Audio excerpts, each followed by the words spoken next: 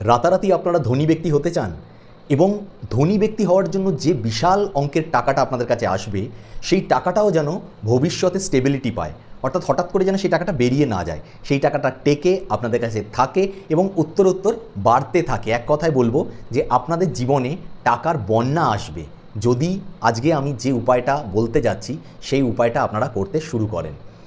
জয় মা বিপত্তারিণী চণ্ডী, আমি পিনাকি আপনাদের সবাইকে স্বাগত জানাচ্ছি আমার চ্যানেলে।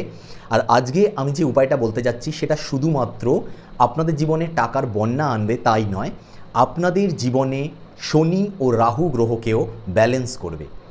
একটা জিনিস আমি ভিডিও শুরু করার আগেই বলতে চাই, সেটা হচ্ছে যে এই কথাটা সর্বদা মনে রাখবেন যে আমাদের জীবনে যদি কুইক মানি দরকার হয় হঠাৎ করে, অর্থাৎ একজন ভিখারি যদি হঠাৎ করে ধনী ব্যক্তি হয়ে যায় সেটা রাহু গ্রহ করে দেয়। কিন্তু রাহু গ্রহ হঠাৎ করে আবার টাকা নিয়েও নিতে পারে। কিন্তু যদি তার সঙ্গে শনির পাওয়ার থাকে তাহলে যেই টাকাটা হঠাৎ করে আপনার কাছে এসে আপনি রাতারাতি ধনী হয়েছেন সেই টাকাটা আপনার কাছে স্টে করতে স্টার্ট করবে। এবং শনি যখন টাকা দিতে স্টার্ট করে একজন এই লেভেলের ধনী এরকম টপ লেভেলের ধনীতে পৌঁছে যায়, কারণ টাকা ধীরে ধীরে তার কাছে বাড়তেই থাকে।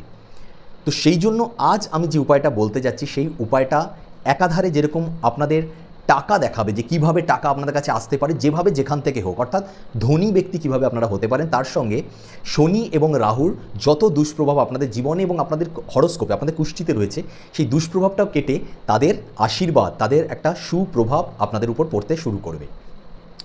এবং যখন রাহু ও শনির সুপ্রভাব, রাহু শনির আশীর্বাদ আপনার উপরে পড়তে শুরু করবে তখন কারোর ক্ষমতা নেই যে আপনাকে ধনী হওয়া থেকে আটকাবে। তো উপায়টা আমাদের কি করতে হবে? ভেরি ইজি উপায়। সেটা হচ্ছে প্রথমত আমাদেরকে দেখে নিতে হবে দিনটা।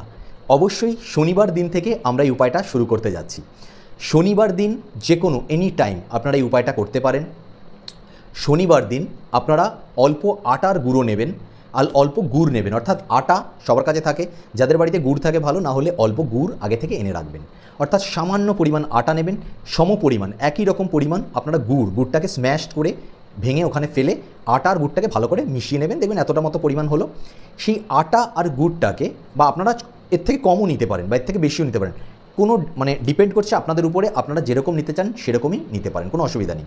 তো আটা আর গুড়টা শুধু সমপরিমাণ নেবেন, নিয়ে সেটাকে পিঁপড়েদেরকে খাওয়াবেন। দেখবেন একটা জিনিস আমি বলবো যে একটু পরিষ্কার পরিচ্ছন্ন জায়গায় এটা ফেলে ছড়িয়ে দিয়ে পিঁপড়েদেরকে খাওয়ানোর চেষ্টা করবেন। আপনি ছাদেও খাওয়াতে পারেন, ঘরের ভিতরেও খাওয়াতে পারেন, কোনো সমস্যা নেই, বাট পরিষ্কার পরিচ্ছন্ন জায়গাটা ফেলবেন। যে কোনো নোংরা জায়গায় ফেলে পিঁপড়েদেরকে খাওয়াবেন না, পরিষ্কার পরিচ্ছন্ন জায়গায় দিয়ে পিঁপড়েদেরকে খাওয়াবেন। এবার আপনারা যদি মনে করেন যে না পিঁপড়েদেরকে তো আমি খাওয়াতে পারছি না, আমি ফেলে রেখেছি, পিঁপড়ে তো আসছে না, মেবি হতে পারে। অ্যাকচুয়ালি গুড় এবং আটা আপনি যখন দেবেন, গুড়ের যে মিষ্টিটা আছে তাতে পিঁপড়ে এসে যাওয়া উচিত।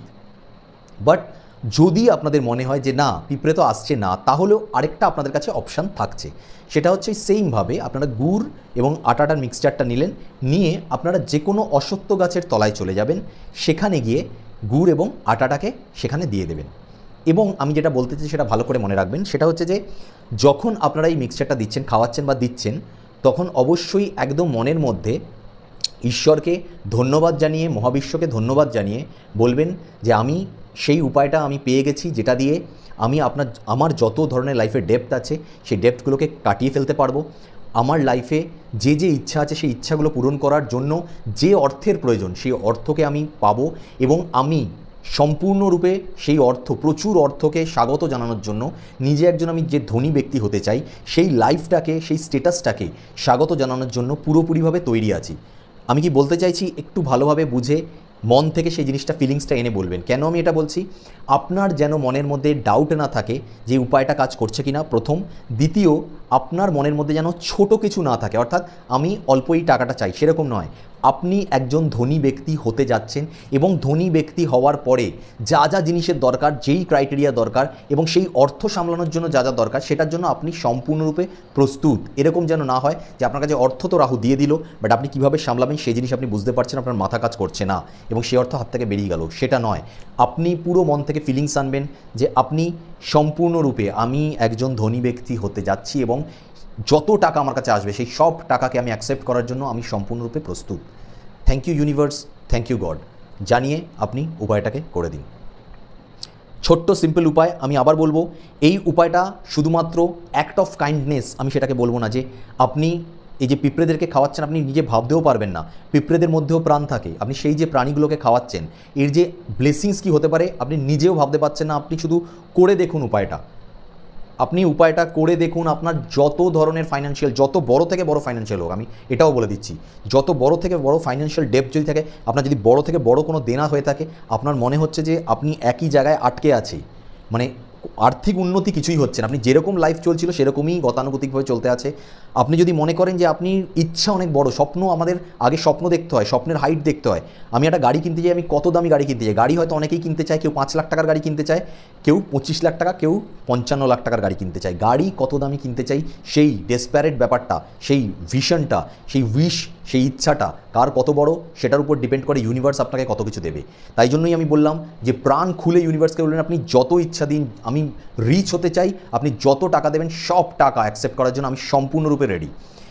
এবং আপনি 90 ডেজ আপনাকে করতেই হবে। আপনি এরকম ভাবলে হবে না আজকে দিলাম আর কালকে সঙ্গে সঙ্গে পেয়ে গেলাম।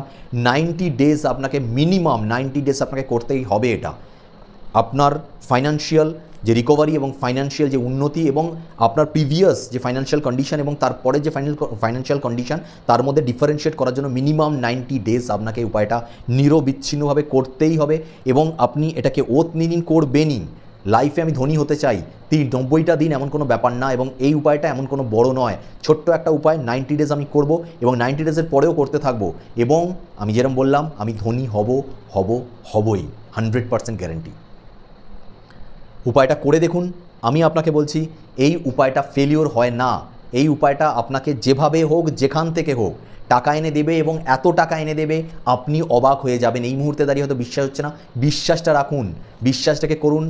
টাকা আসবেই, এত গ্যারান্টি দিয়ে আমি এমনি বলছি না, আসবেই। এটা পরীক্ষিত প্রমাণিত উপায়। এটা যদি ভিডিও ভালো লাগে, যদি মনে হয় যে হ্যাঁ আমরা এতদিন যে ফাইন্যান্সিয়াল কন্ডিশনের মধ্যে দিয়ে এসেছি, যত খারাপ অবস্থার মধ্যে দিয়ে এসেছি, সব কিছু কাটবে, এবং শুধুমাত্র কাটবে নয়, আমি সুপার রিচ হতে যাচ্ছি, বিশাল ধনী একজন ব্যক্তি হতে যাচ্ছি, যদি বিশ্বাস থাকে উপায় দিয়ে হবেই কাজ, হবেই এটা মনে হয়, তাহলে ভিডিও অবশ্যই লাইক করবেন, শেয়ার করবেন অন্যদের সাথে।